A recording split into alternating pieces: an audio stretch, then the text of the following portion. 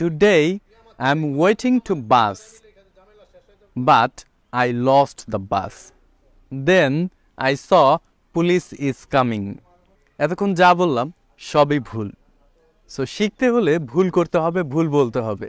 So কেন ভুল করেছি, কি ভুল করেছি সেটাই আমরা শিখবো এবং যাতে করে পরবর্তীতে আর ভুল না করি। আসসালামু আলাইকুম everyone, this me Rafiqul Islam from solving English. So প্রথম সেন্টেন্সটা কি ছিল? Today I am waiting to bus. এখানে কিন্তু প্রিপোজিশন টু ব্যবহার করেছি। টু ব্যবহার করলে হবে, কিন্তু ভুল হবে। টু ব্যবহার করা যাবে না, আমাদেরকে এখানে ফর ব্যবহার করতে হবে। কারণ কোনো কিছুর জন্য যখন আমরা অপেক্ষা করব তখন সেখানে আমরা ফর ইউজ করব।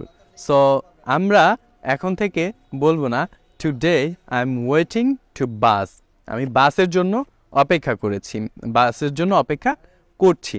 সো আমাদের বলতে হবে today I am waiting for bus, today I am waiting for bus. And তারপরে যেই সেন্টেন্সটা ছিল যে আই লস্ট দ্য বাস, মানে আমি বাসটা হারিয়ে ফেলেছি। বাস কিন্তু হারিয়ে ফেলি না, আমরা বাসটা মিস করেছি। সো লস্ট আমরা ব্যবহার করব কখন? যখন হারিয়ে ফেলবো কোনো কিছু। যেমন এই যে ফোনটা যদি আমি হারিয়ে ফেলি তাহলে আমরা বলতে পারি আই লস্ট দ্য ফোন। আমি এই যে ওয়াচটা দেখতে পাচ্ছেন, ওয়াচটা যদি হারিয়ে ফেলি তখন আমরা বলতে পারবো যে I lost the watch. So আমরা কিন্তু বাসটা হারিয়ে ফেলি, বাসের জন্য অপেক্ষা করেছি, বাসটা এসেছিল বা চলে গিয়েছে, আমি বাসটা ধরতে পারিনি। সো আমরা বলতে পারি এখানে I missed the bus. I lost the bus বলা যাবে না, এখন থেকে আমরা বলবো আই মিসড দ্য বাস, আমি বাসটি মিস করেছি, আই মিসড দ্য বাস।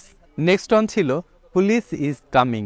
এখানে সাবজেক্ট কি? সাবজেক্ট আছে পুলিশ। পুলিশ কিন্তু সবসময়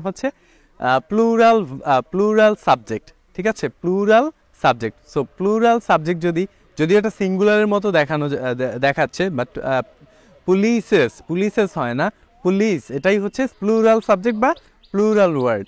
সো এটার সাথে সবসময় আমাদেরকে প্লুরাল ভার্বটাই নিতে হবে, আমাদেরকে এখানে ইজ নিলে হবে না, সেজন্য আমাদেরকে প্লুরাল ভার্ব নিতে হবে। সো ইজের পরিবর্তে আমরা প্লুরাল ভার্ব কি আনতে পারি? ইজের পরিবর্তে আমরা ব্যবহার করতে পারি আর।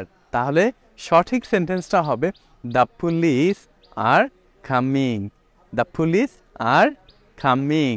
So police plural verb, plural subject, এই জন্য আমরা ভার্বটা প্লুরাল ব্যবহার করেছি। সো এখন থেকে এই কমন মিস্টেকগুলো আমরা আর করব না। এখন থেকে আমরা সঠিক জায়গায় সঠিকভাবে সঠিক সেন্টেন্সটি ব্যবহার করতে শিখব।